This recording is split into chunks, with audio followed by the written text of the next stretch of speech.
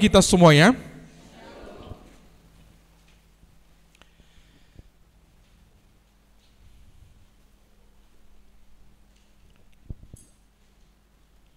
Baik, mari kita terlebih dahulu membuka firman Tuhan dari Keluaran pasal yang ke-17. Kita akan membaca ayat yang ke-8 hingga ayat yang ke-16. Keluaran pasal yang ke-17, ayat yang ke-8 hingga ayat yang ke-16. Keluaran 17, ayat 8 hingga ayat yang ke-16.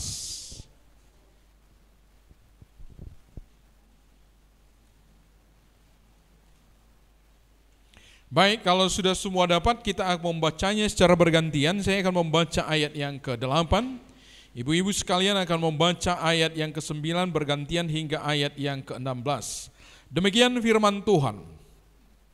Lalu datanglah orang Amalek dan berperang melawan orang Israel di Rafidim.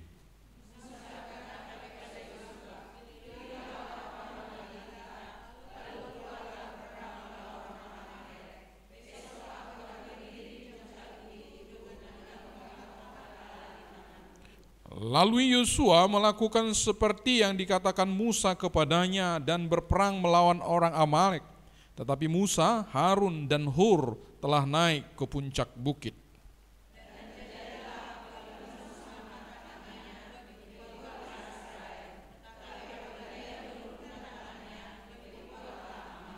Maka penatlah tangan Musa, sebab itu mereka mengambil sebuah batu, diletakkanlah di bawahnya, supaya ia duduk di atasnya.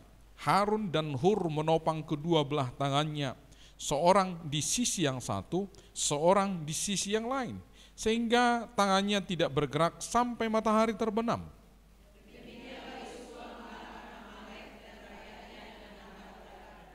Kemudian berfirmanlah Tuhan kepada Musa, tuliskanlah semuanya ini dalam sebuah kitab sebagai tanda peringatan, dan ingatkanlah ke telinga Yosua bahwa aku akan menghapuskan sama sekali ingatan kepada Amalek dari kolong langit.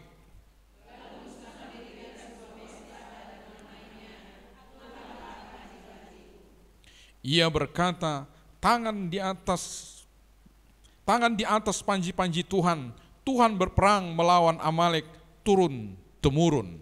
Sejauh ini pembacaan firman Tuhan, ibu-ibu yang dikasihi oleh Tuhan Yesus. Saat ini kita akan belajar dari seorang tokoh namanya Yosua. Dan apa yang ingin kita soroti adalah kepemimpinannya. Kepemimpinan Yosua yang tentu sangat penting juga untuk boleh kita terapkan dalam kehidupan kita.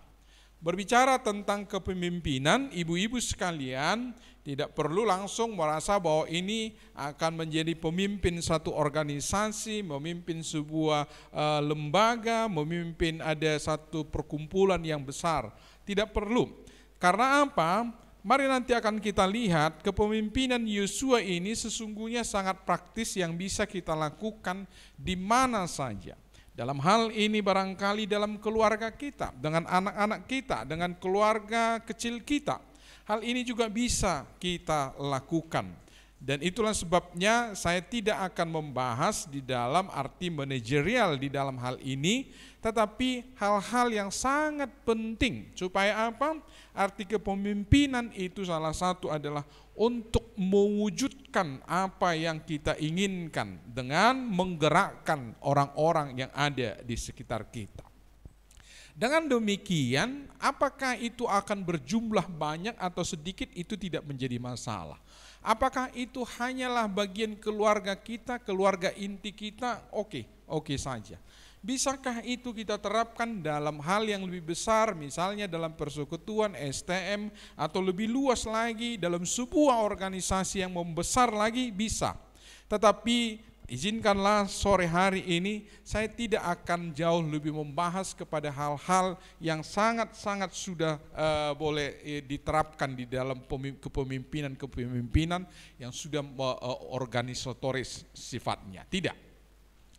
Lalu beberapa hal waktu saya ingin membandingkan bagaimana ya Yosua ini dalam kepemimpinannya, tentu kitab yang perlu kita baca itu kitab Keluaran ini dan kitab Yosua itu sendiri. Kitab Yosua mempertunjukkan siapa Yosua.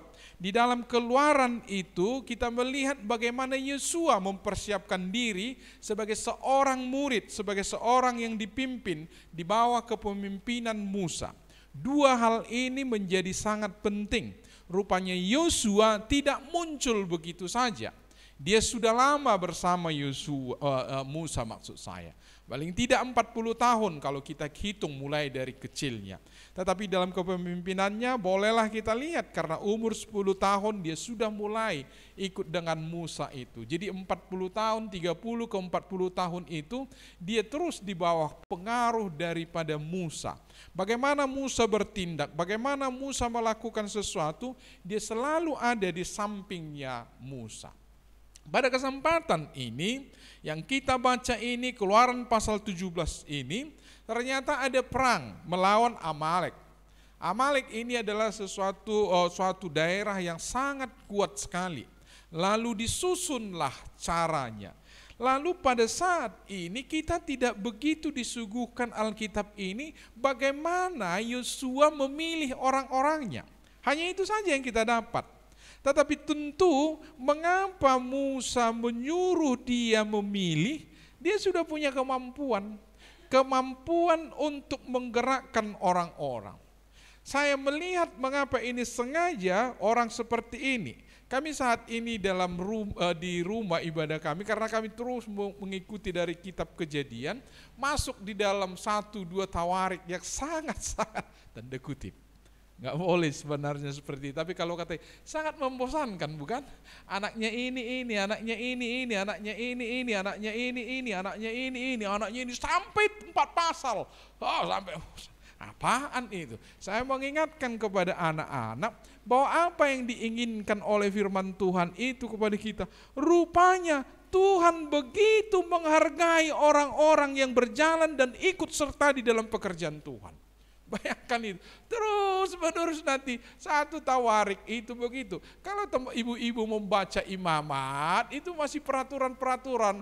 Kadang kita berpikir, oh gini ya peraturannya. Kalau 1 tawarik itu, apa itu? Bin ini, anaknya ini, anaknya ini, anaknya ini. Sampai barangkali, sampai 30 generasi terus menerus. Lalu anaknya ini lagi terus menerus. Saya melihat di situ bahwa apa yang Tuhan inginkan untuk dicatatkan, orang-orang yang berjuang ini, orang-orang yang menyerahkan diri di jalan Tuhan sampai nenek moyangnya pun dikenal. Maka biasanya mereka dikenal, inilah pejuang-pejuang di Israel, inilah orang-orang kepala-kepala puak yang memimpin bangsa Israel dan seterusnya. Kitab Keluaran ini seperti yang saya katakan tadi, sekarang Yosua disuruh oleh Musa, pilihlah beberapa orang untuk berperang. Siapa yang disuruh berperang? Kamu yang berperang. Lalu Musa di mana? Ya tenang-tenang aja. Itulah pimpinan itu. Tetapi marilah kita lihat, adakah sedikit protes, adakah sedikit interupsi daripada Yosua? Sama sekali tidak. Ayat itu berkata, ketika Musa memerintahkan itu, menyuruh Yosua melakukannya, maka dia lakukan. Ibu-ibu yang dikasihi oleh Tuhan Yesus, memang ini adalah sesuatu keharusan. Anak-anak, orang-orang harus kita ajari untuk taat. Karena saya nanti akan membawa ke sana ini. Bagaimana kita di dalam keluarga menjadi pemimpin, nanti saya akan masuk ke sana. Tetapi saya teruskan dulu. Lalu akhirnya berperanglah, terjadilah perang. Apa yang saya katakan, nampaknya Musa tidak punya andil. Kalau begitu, karena ini perang fisik. Bukan perang psikis, bukan perang misalnya kata-kata ya. Ini perang langsung ke lapangan. Kaleb dan orang-orang yang sudah Yosua dengan orang-orang yang sudah dipilihnya masuk ke medan perang. Musa sementara dan Harun Hur juga pergi justru apa? Ke atas gunung. Tetapi firman Tuhan ini mengingatkan justru lebih menonjolkan di situ. Kalau Musa masih bisa mengangkat tangannya, maka menanglah mereka. Tetapi ketika sedikit sudah mulai penat, nampaknya tidak bisa sanggup lagi untuk menahan tangannya itu, maka diturunkanlah begini. Begitulah di lapangan. Demikianlah orang-orang Israel yang dipimpin oleh Yosua itu dikalahkan Amalek. Jadi sedikit naik menang, sedikit turun kalah, sedikit naik naik menang, turun kalah. Lalu apa yang dipikirkan oleh Harun itu, kemudian mereka membuat sebuah batu untuk bisa diduduki Musa, dan tangan Musa itu dipegang oleh dua orang ini, kiri dan kanan, sehingga Musa bisa demikian. Sampai sore hari benar-benar terjadi bahwa mereka menang akan perang itu. Coba kita lihat kombinasi ini. Ini sangat penting sekali di dalam kepemimpinan. Ibu-ibu, apa yang menjadi istilah kepemimpinan di dalam kekristenan tidak persis sama dengan apa yang menjadi kepemimpinan di luar sana. Ini mau buat teori kepemimpinan. Kebetulan saya adalah latar belakang saya, disiplin ilmu saya itu dulu manajemen industri. Jadi teknik manajemen industri. Jadi bermacam-macam pola dan cara manajemen itu tentu secara teori itu kami pelajari. Tetapi waktu kita melihat masuk di dalam Alkitab, perhatikanlah di dalam kitab Keluaran ini. Yang justru ingin ditonjolkan di situ adalah tangannya Musa bisa terangkat. Waktu perang di sana bagaimana cara membidik, bagaimana tidak ada diceritakan. Tetapi memang dikatakan Yosua memenangkan perang itu. Kalau kita tanya sekarang dalam pikiran kita, supaya nanti masuk dalam cara manajemen atau kepemimpinan kekristenan itu, yang membuat menang siapa? Coba jawab saya, siapa? Hah? Mana? Tuhan. Itulah dengan simbol tangan Yosua ya. Oke lah, baik. Sekarang Yosua tidak ada di sana. Angkat tangan terus si Musa. Lalu datanglah orang Amalek, ditebaslah kepala Musa. Matilah Musa. Bisa lagi tegak tangannya? Habislah kan? Mana? Sekarang pertanyaan saya, mana? Siapa yang mau menang? Siapa yang mau menang? Siapa? Ada istilah kerjasama. Ada. Alkitab secara keseluruhan selalu mencatat yang begituan. Kita tidak pernah disuruh untuk menghindar daripada tanggung jawab. Doa bukan untuk menyurutkan kamu dari tanggung jawab dan bekerja keras. Tetapi bekerja keras hari ini diingatkan. Jangan kamu kira karena perbuatanmu. Tanpa tangan Musa yang teracung ke atas sebagai simbol daripada kehadiran Tuhan. Mereka bisa melihat, oh waktu tangan Musa itu naik ke atas, maka mereka menang. Tetapi waktu tangan Musa itu sudah mulai penat katanya dan turun. Dan di lapangan juga terjadi kekalahan. Apa hubungannya? Apakah perang itu bukan karena kepintaran dan kepiawaian para serdadu-serdadu orang Israel yang dipimpin Yosua waktu itu? Demikianlah harusnya kita berpikir, dan selalu saja itu yang ditawarkan oleh dunia ini tanpa mengikut sertakan Tuhan itu ada di pihak mereka, dialah yang berperang. Tetapi hari ini juga kita diingatkan, tanpa peran kita yang maksimal membuat sesuatu yang diinginkan Tuhan pun, saya mau katakan ini sulit dan tidak akan terjadi. Lalu itulah makanya kita belajar ini. Rupanya ada peran-peran yang harus kita lakukan. Dan tidak pernah kita akan katakan itu adalah karena kekuatanku, tetapi karena ketaatan. Di dalam kitab Yosua pasal yang ke-24, sebentar lagi Yosua akan mati. Dia mengumpulkan semua jemaat itu lalu berkata kepada mereka, hai orang Israel, hari ini pilih Di mana engkau berada? Engkau masih menyembah dewa-dewa sebelum orang-orang di Amori di sana, atau orang-orang dewa-dewa yang ada di tanah Kanaan inikah yang kamu sembah? Hari ini putuskan. Tetapi kalau aku dan seisi rumahku kepada Tuhan, kepada Yahweh lah kami beribadah. Itu di dalam penghujung hidup Yosua, dia pesankan kepada semua. Sebelumnya dia mengutarakan, Tuhan telah memberikan kemenangan-kemenangan bagi kita. Dia mengalahkan ini, dia mengalahkan. Kata dia ditujukan kepada Tuhan. Tanpa sedikit pun kita yang mengalahkan. Tuhan telah mengalahkan. Tuhan telah memberikan daerah-daerah ini. Baca semua pasal yang ke-24. Yosua selalu mendaftarkan Tuhanlah yang memberi. Tuhan yang mengalahkan. Tuhan yang membuat itu kepada mereka. Perhatikanlah kombinasi ini. Ibu-ibu yang dikasihi oleh Tuhan Yesus.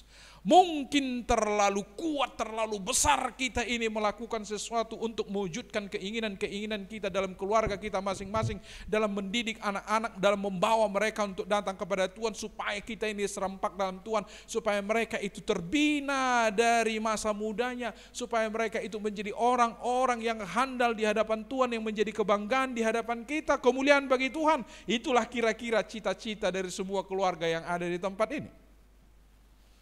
Lalu kamu sekuat tenaga, sedikit-sedikit marah, sedikit-sedikit bang, sedikit-sedikit disiplin.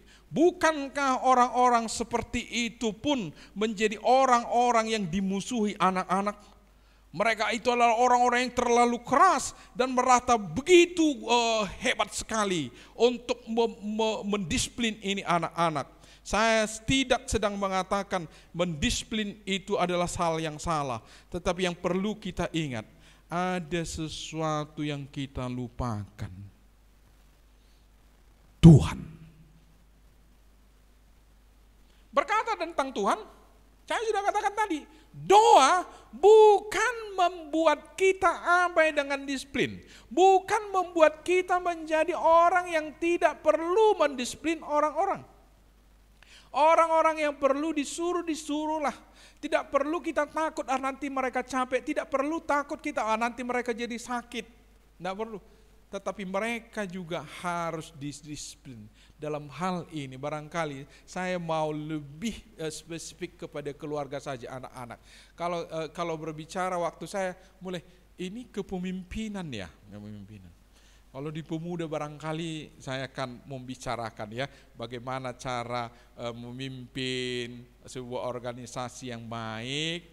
Untuk ibu-ibu yang lebih muda nanti saya berikanlah linknya, atau saya kasih tahu beberapa tulisan yang baik untuk itu. Mungkin barangkali di gereja ya, di gereja cara memimpin, memilih penutua-penutua ada linknya ya. Tapi hari ini cukuplah bagi kita memimpin di dalam keluarga kita. Apa yang menonjol di dalam diri Yosua? Dan Tuhan berfirman kepada Yosua, pada hari inilah aku mulai membesarkan namamu di mata seluruh bangsa Israel. Supaya mereka tahu bahwa seperti dahulu aku menyertai Musa, demikianlah aku menyertai engkau. Konteks daripada Yosua pasal 3 ini berhubungan dengan Keluaran pasal yang ke-17 tadi. Mengapa Yosua begitu berani dan dia tidak protes? Loh, aku disuruh ke medan perang, aku disuruh masuk menjadi orang yang langsung berhadapan. Sementara kamu Musa, Harun, Hur, loh enak-enak aja kalian di sini. Kenapa tidak? Kenapa dia tidak protes?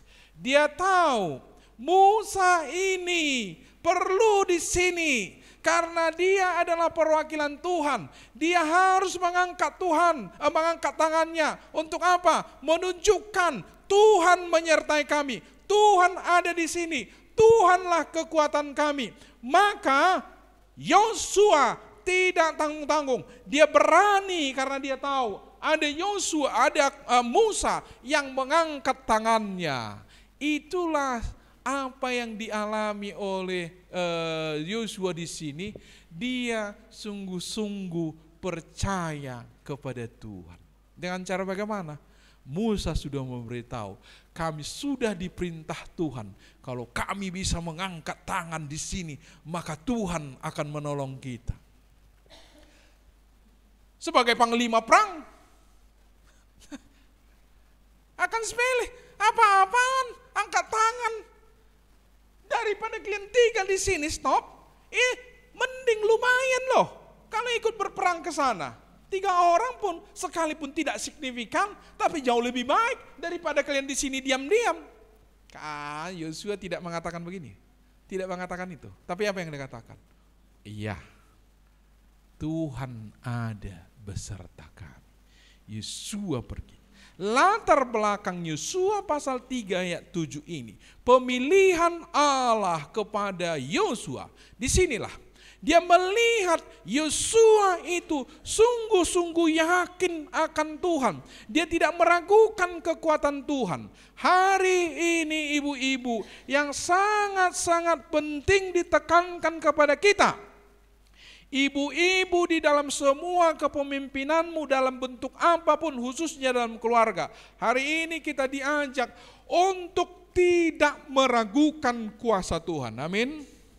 Amin. Apa yang tidak bisa dilakukan Tuhan?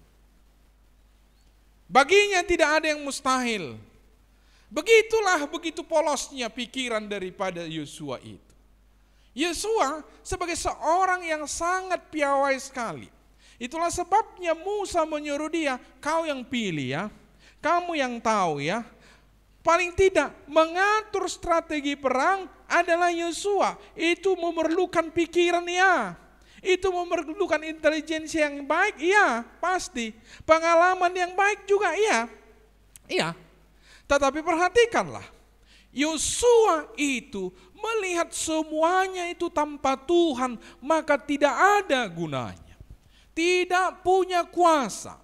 Maka ibu-ibu yang dikasihi oleh Tuhan Yesus, marilah sekarang melihat kepada Tuhan yang kamu sembah di dalam Tuhan Yesus itu. Aku sekarang ini hadir sebagai pemimpin dalam keluargaku, memimpin anak-anakku, membuat anak-anakku ini teratur, menggerakkan semua itu. Atau dalam keluarga besar, dalam satu opung kami ini. Luar biasa, saya selalu melihat itu anak-anak Tuhan. Ya, dan kalau saya yang saksikan, saya kira hampir semua kita di sini. Coba tanya nanti ibu ketua kita, saya tahu juga keluarga mereka. Kami ini menjadi tempat bertanya, betul loh. Pak, kami paling kecil, ya. Jadi semuanya pasti, Bapak Nisicia mak, mau paling besar mau paling kecil, semua Bapak Nisicia mak, Bapak Nisicia mak. Saya hanya memutuskan itu, saya berdiri atas nama Tuhan, begitu saja. Jadi kita bisa menjadi pemimpin di sekitar kita, walaupun misalnya kami yang paling bontot, Syapudanlah kami ya dalam keluarga, yang paling kecil daripada semua kami lah. Jadi dari pihak ibu juga kami yang paling kecil. Tapi lai-lai saya itu selalu basina babam majuta sukun, sina babam majuta sukun. Nah, begitulah. Ada rumah mertua kami, atas nama aku dibuat, bukan untuk aku ya. Asina babam mak. Jadi bukan atas nama laiku itu, atas nama aku sekarang. Jadi sekiranya kujualkan itu bisa. Tapi saya mau mengatakan hanya beginilah. Mengapa? Itulah gunanya kita anak-anak Tuhan. Bergantung kepada Tuhan. Wajib bahasa Batak jadi. Jadi akan nama tua dihita caluhut enggak. Sutungir pamu ala ni gugumu dah. Alani marhapo satu di Batak. Tuhan, aku pegang. Taat firman Tuhan.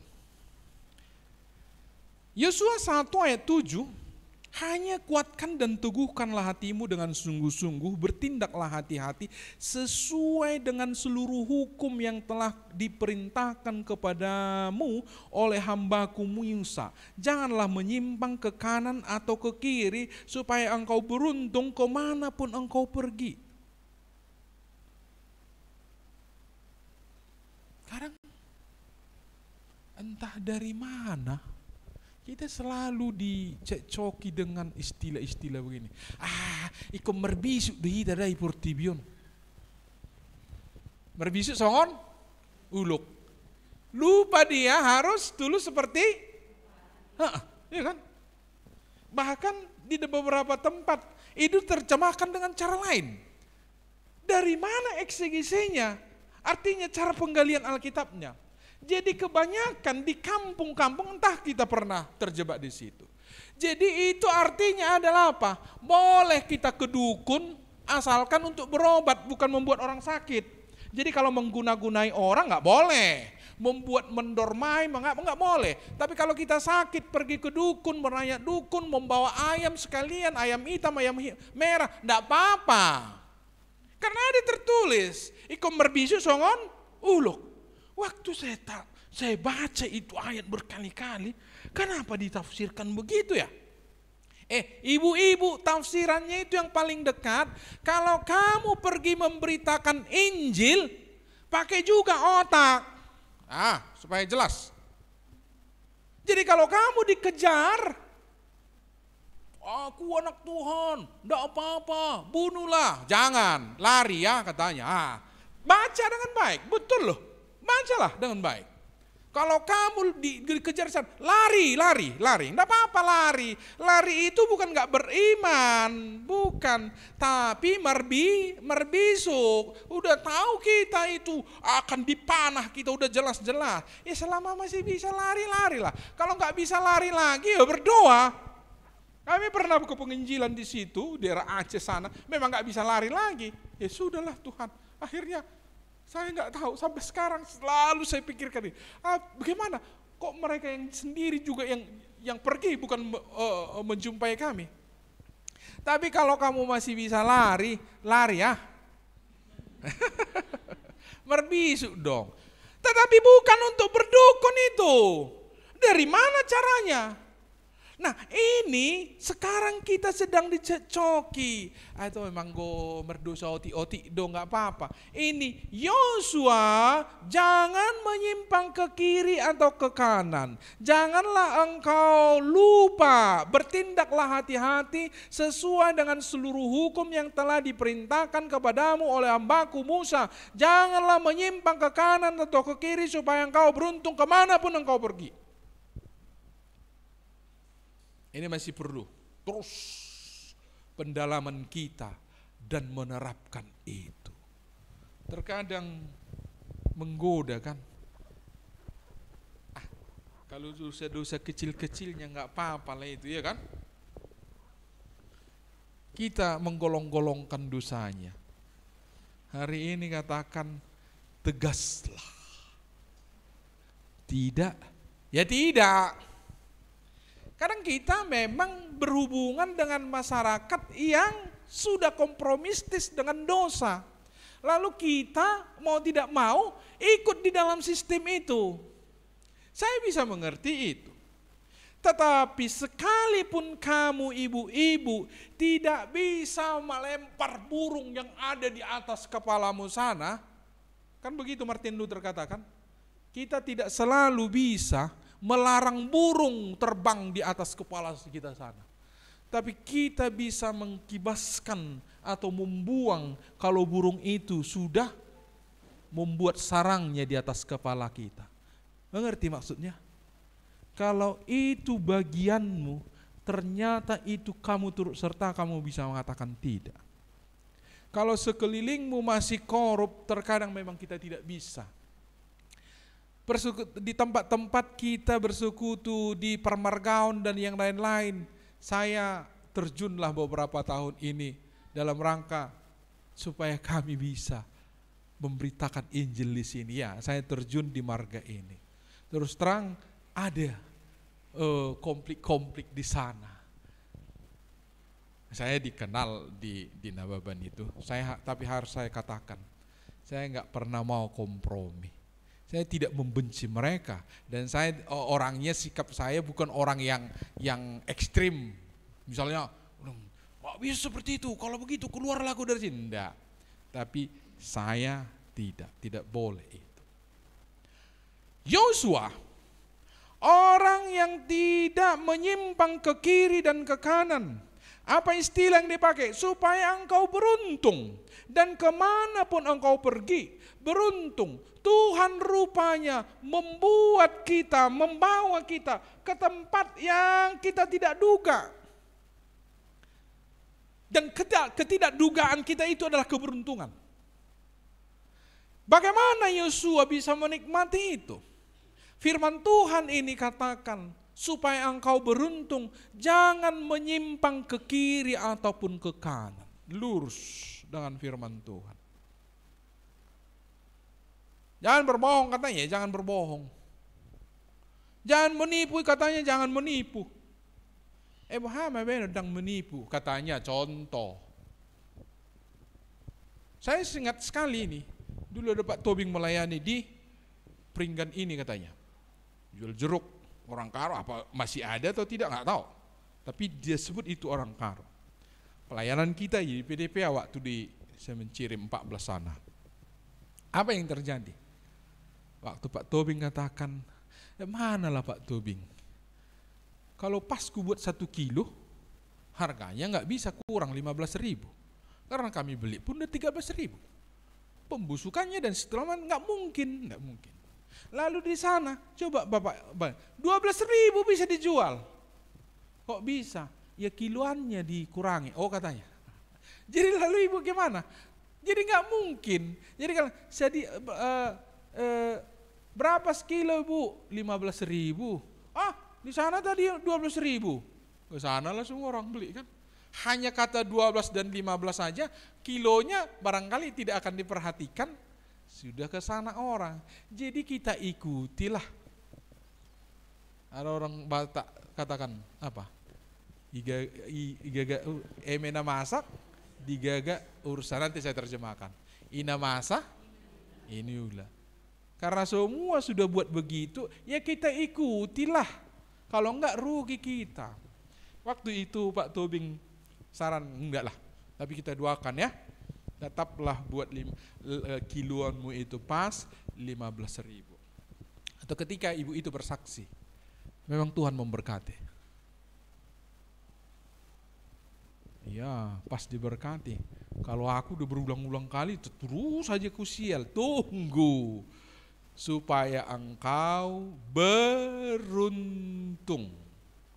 Kesabaran menunggu Tuhan bertindak itu menjadi satu masalah memang berikut. Kita kepingin, aku udah lakukan, maunya langsung gini. Enggak, diuji dulu. Nanti Yosua pun mengalami itu. Tetapi yang pasti dia katakan di sini, katakanlah ya kalau ya, tidak kalau tidak. Jangan lebih atau kurang daripada itu. Lakukan firman Tuhan. Muhammad Ben udah tiap hari jahat kali dia sama kita. Lalu kita baca firman, ampunilah. Siapa yang diampuni? Musuh yang bagaimana itu? Menganiaya lu. Menganiaya itu udah sampai fisik. Ampuni mereka, doakan. Beri minum musuhmu ketika mereka haus. Beri mereka makan ketika mereka lapar. Doakanlah mereka. Kurang apa lagi? Masih ada terus menyimpan sakit hati. Hari ini Tuhan katakan, lakukan firman Tuhan dengan radikal. Sudah, aku tahu arti sakit hati. Aku tahu arti berkata pedih. Tapi karena Tuhan yang suruh, aku lakukan. Saya hanya ingin bandingkan Musa dan Yosua. Tidak ada kekurangan Musa. Saya tidak sedang menyoroti cara Musa memimpin. Tidak. Tetapi memang bentuk dan cara kepemimpinannya sudah berbeda. Musa membawa dari Mesir ke tanah Kanaan. Apa yang terjadi adalah perlintasan. Perlintasan yang gampang sekali membuat mereka menyerah. Pulanglah kita ke Mesir, pulanglah kita ke Mesir. Kan sering sekali itu ya. Maka Musa dengan gaya kepemimpinannya dipilih oleh Tuhan. Musa lah yang tepat di situ. Jangan. Di sana ada madu dan susu. Enak sekali di sana. Sering sekali. Kalau kita memperhatikan, Musa sekali saja marah kepada bangsa itu. Waktu dia turun dari Sinai itu, dilihat mereka sudah mempersembahkan persembahan kepada anak lembu. Yang mereka kumpul sendiri emasnya, mereka lebur sendiri, bentuk sendiri emasnya itu, lembunya itu. Walaupun Harun katakan itu jadi sendiri, mana? Kan ditempai itu kan. Jadi sendiri itu, kata tidak. Mereka buat, mereka korbankan emas-emas mereka. Marah itu Musa. Dilemparkan itu loh, terjadi api, dibakar itu semua emasnya, disuruh minum lagi. Marahnya. Tapi sering sekali Musa itu marah di dalam dirinya. Tidak ada air minum, baru saja mereka minum. Tidak ada makan, baru saja mereka mendapat puyuh. Mana setiap saat datang. Mereka berkata, lebih baiklah kami mati di Mesir, makan kami di sini kami entah di situ, di sini kami entah apa. Terus ngomel. Mereka tahu memang belum ini adalah perhorsikan. Tahu perhorsikan? Ini gurun. Di sana kita, tapi di gurun apakah mereka tidak dipelihara? Dipelihara, sepatunya aja dipelihara. Enggak busuk-busuk, enggak kisut-kisut sepatunya, tahu? Kok bisa ya? 40 tahun enggak kisut-kisut. Dari situ saja, setiap hari mana datang. Kalau sahabat 2 hari itu datang dan tidak busuk. Harusnya berpikir, kalau mereka misalnya hari Selasa ke hari Rabu, mereka kumpul untuk 2 hari, pasti busuk itu mana. Tapi kalau pas hari Sabat, mana yang sama, kenapa dia tidak busuk? Dari mana itu tiap hari datang? Tapi enggak penting itu bagi mereka. Merepetnya sama si Musa ini.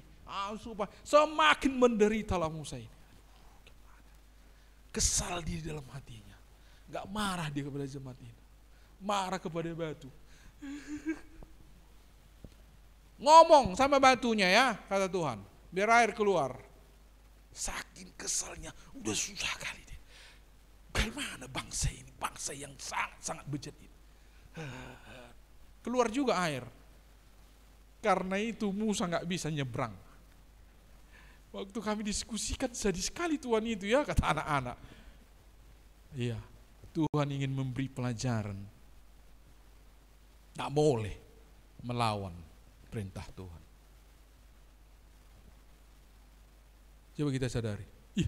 Udah berapa lama? Udah berapa banyak kita langgar firman Tuhan ya? Gimana sekiranya dibuat begitu?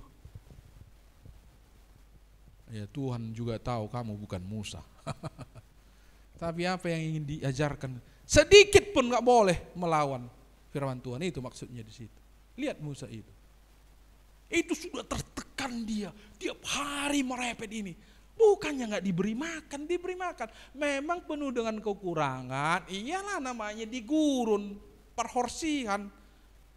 Biasalah kita tunggu dulu. Ada di sana. Tapi Musa terus dengan kelembutan. Kalau Yosua main buak habis semua buak perang. Baca kitab Yosua itu. Yosua adalah orang yang tepat untuk memimpin di tanah Kanaan. Menyeberang sungai Yordan, masuk di tanah Kanaan dengan semua sifat-sifat orang di Kanaan itu. Penipunya dan segala macam itu. Yosua paling tegar. Memang pernah sekali dia kecele. Karena apa? Ditipu kan? Tapi kalau secara rata-rata kita lihat, Yosua itu adalah orang yang tegar. Dia tunduk kepada firman Tuhan. Musnahkan semua, katanya, dimusnahkan. Kuat dan teguh. Saya sudah bicarakan sedikit. Bukankah telah kuperintahkan kepadamu, kuatkan dan teguhkanlah hatimu, Janganlah kecut dan tawar hati, sebab Tuhan Allahmu menyertai engkau kemanapun engkau pergi. Sekarang, kita harus tidak mundur, ibu-ibu. Tadi saya sudah berjanji untuk membuat contohnya dalam rumah tangga kita masing-masing. Mangetong do huwad di bagas tangiang. Habis songoni dapat. Jangan mundur. Tunggu dulu, tegar terus. Udah kami mulai buat memang 3 bulan ini ibadah keluarga Amang. Katanya ada yang 3 bulan ini. Tapi tetap aja nggak ada perubahan. Anak jangan mundur. Amin. Nah itu. Betapa mengerikan sekali tanah Kanaan itu dengan sifat-sifat mereka yang sangat-sangat licik. Yosua berkata, aku akan berjalan terus. Yosua melihat seperti tidak ada harapan, tidak ada perubahan, tidak ada yang terjadi sesuatu di sekitar saya. Dia terus berjalan dengan ketegarannya. Janganlah engkau, kuatkan dan teguhkanlah hatimu. Janganlah kecut dan tawar hati, sebab Tuhan Allahmu menyertai engkau kemanapun engkau pergi. Barang siapa ibu-ibu yang sudah memulai ini dalam rumah tangga kita, lalu kamu belum melihat sekelilingmu beres terus. Hari ini firman Tuhan ini mengatakan, jangan mundur, teruslah. Tuhan menunggu engkau dan Dia mengetahui air matamu. Dia mengukur air matamu. Katanya itu diukur air matanya, dimasukkan ke kirbat. Ada orang menafsirkan ini. Berarti setiap air mata kita enggak, itu puitis itu. Puitis itu. Bahasa puitis maksudnya Tuhan tahu semua kepedihanmu, tangismu, pergumulanmu dengan siapa. Sebutlah ya satu-satu. Mertuamu, idamu, suamimu, anak-anakmu, tetanggamu. Siapa lagi? Burbar semua. Kacau ini semua. Tuhan tahu tangismu. Dia tahu air mata kita, tetapi jangan kecut, jangan mundur sehingga kamu berkata, dah ngarok kaviartina sudah. Siapa bilang? Ini Yosua adalah percaya diri, tegar. Tuhan tahu kok, berarti belum saatnya, belum waktunya. Tuhan tahu kok siapa saya, Tuhan tahu kok kekuatan saya. Dia tegar terus, berperang, habis semua. Diselesaikan dengan baik.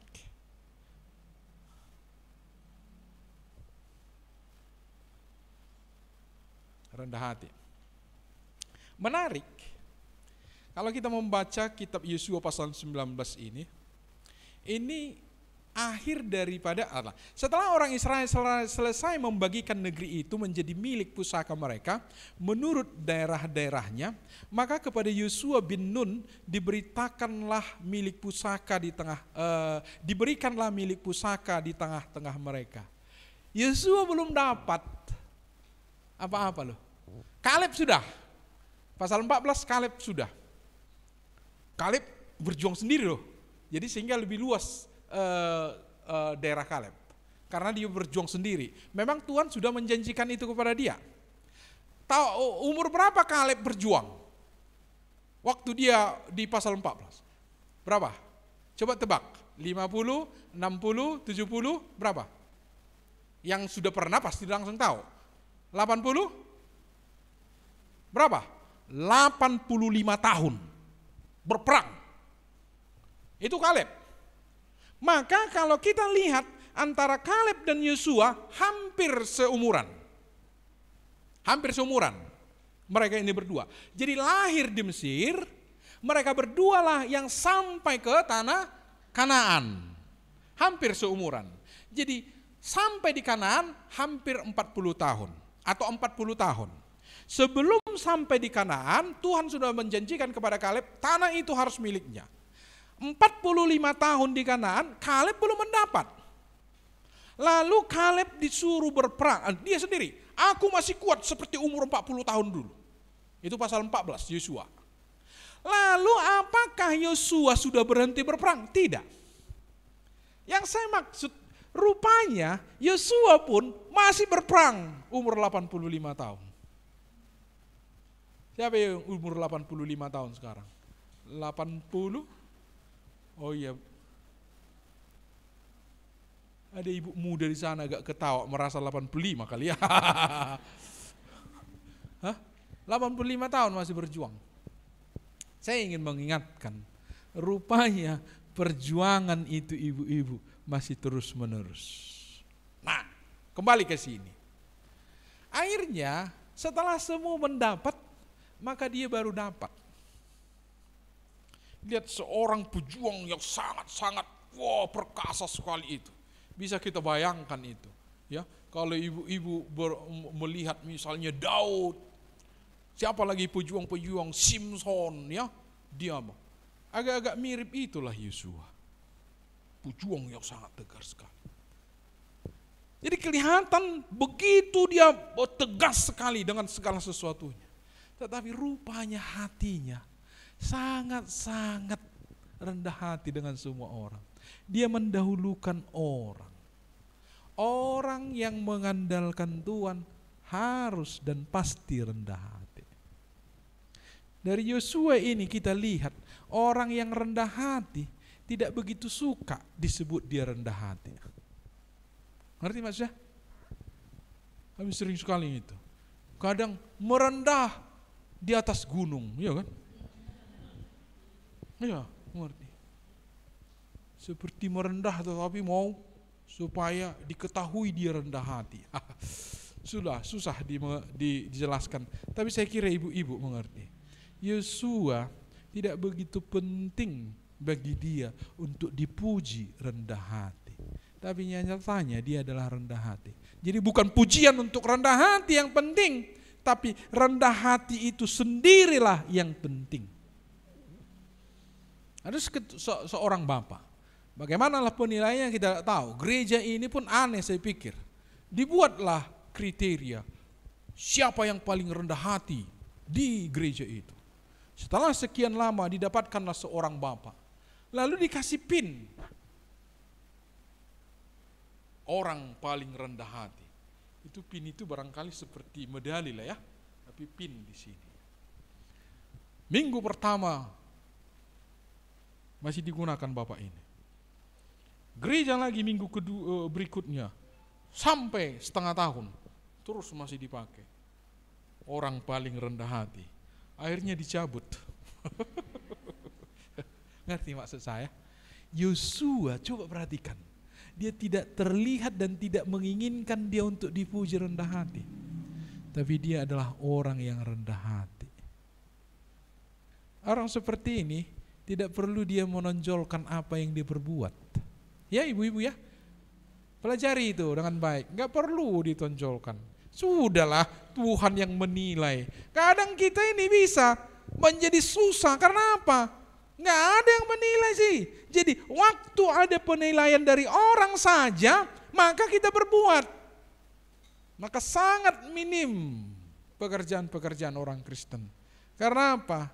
Hanya karena untuk dinilai orang. Di luar itu, di balik layar yang tidak mungkin dilihat orang. Bagaimana? Maukah kita dengan rela melakukan itu? Yosua lah. Perhatikan, dia orang yang sangat-sangat rendah hati. Dia tidak pernah memikirkan, sudah semua dapat, lalu sampai jemaat itu, jadi dihoah sama kau lah itu ya. Udah semua dapat, udah ya, udah kubagi semua ya. Lalu mereka mendesak Yosua, bagianmu ambillah. Atau bagaimana dengan kita? Aku dulu dapat, baru orang lain, ya kan? Yang penting aku dulu, baru orang lain.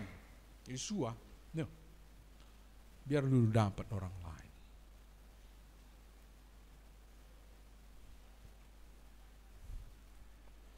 Memuliakan Tuhan. Ibu-ibu, kita banyak berdoa untuk anak-anak. Tetapi masih terlalu sering begini. Supaya aku bisa dipandang oleh orang lain. Ya. Di kampung masih saya dengar begini. Diberangkatkanlah anaknya. Termasuk abang saya dulu. Jadi saya sangat kental sekali dalam pikiran saya itu. Lalu orang-orang tua ini mengingatkan satu opung kami. Orang abang kami kan pergi ke Kalimantan, itu tahun 70-an. Dengeri. Tampomas kan, masih kuingat itu, Tampomas. Nangis semua ya kan. Karena kalau udah pergi ke Kalimantan, 20 tahun lagi baru pulang. Nggak seperti sekarang yang udah biasa aja. Tahu. Paya con Dios, my darling. Nangislah semua. Nah sebelum abang ini berangkat, itulah pesan daripada keluarga kami. Jadi asa ipandang opung sopung ni halakah kita deh, karena hanya dari opung kita yang belum punya. Begitu terus ditekankan. Jadi semua permintaan itu Tuhan buat seperti ini. Cari dahulu kerajaan Allah dan kebenarannya, maka semuanya itu akan ditambahkan kepadamu. Jadi kalau kita ingin memimpin keluarga kita, anak-anak kita menjadi orang yang hebat, boleh. Tapi bukan untuk kesombongan. Hati-hati. Tapi supaya Tuhan dimuliakan. Maka semuanya itu akan ditambahkan. Amin. Jadi kuncinya itu. Bukan untuk sombong. Kalau untuk sombong justru Tuhan gak suka. Berarti kamu gak perlu itulah. Nanti sombong kau gara-gara itu. Katanya lagi. Kamu udah kepingin kali. Supaya apa? Supaya aku pun bisa. Oke, aku bisa dipandang. Bukan itu kata Tuhan.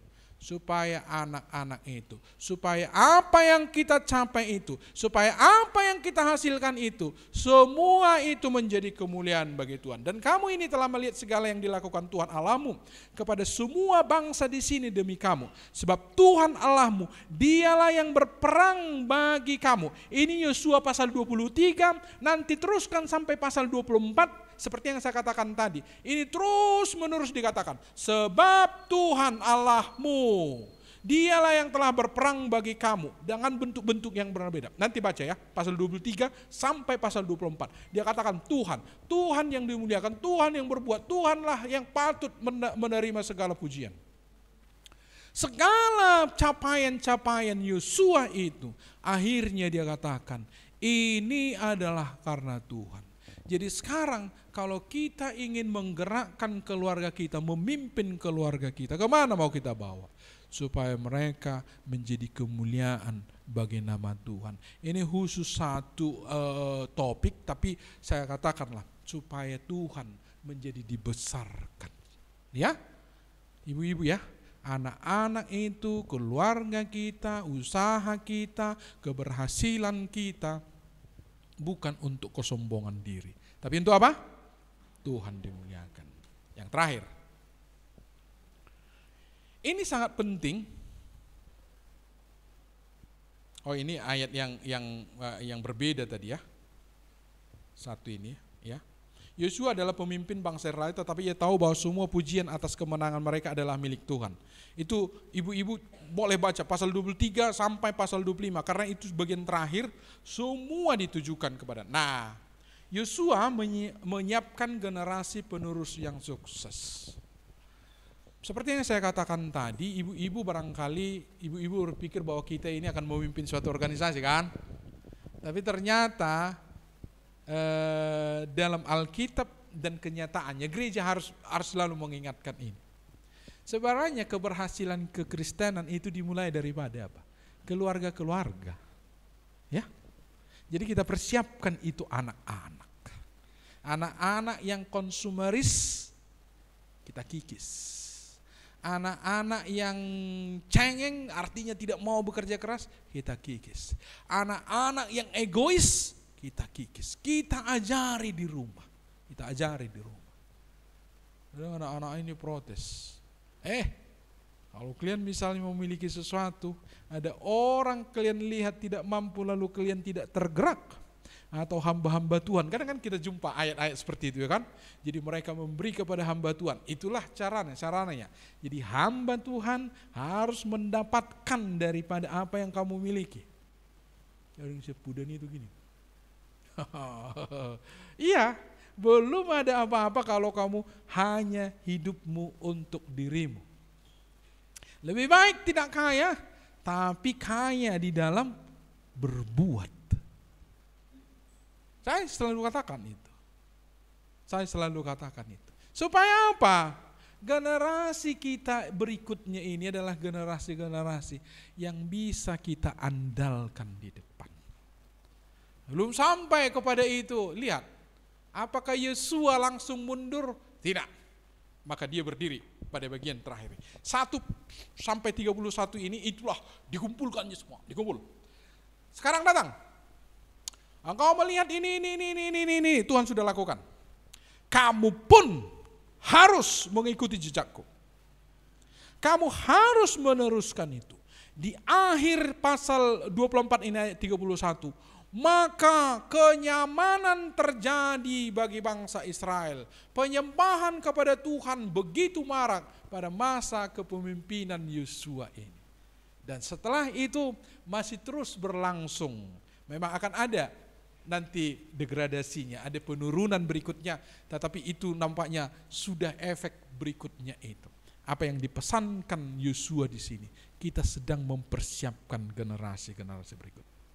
Jadi kalau ibu-ibu memegang 6 prinsip ini dalam keluarga, mempersiapkan anak-anak untuk itu, maka akan terjadilah generasi-generasi yang baik di depan ini melalui kita. Kita berharap bahwa anak-anak kita, orang-orang yang kita didik di rumah tangga kita masing-masing, akan menjadi orang-orang yang penerus memuliakan nama Tuhan. Amin. Mari kita berdoa. Kami bersyukur ya Tuhan untuk kebenaran firman-Mu yang boleh kami dengarkan.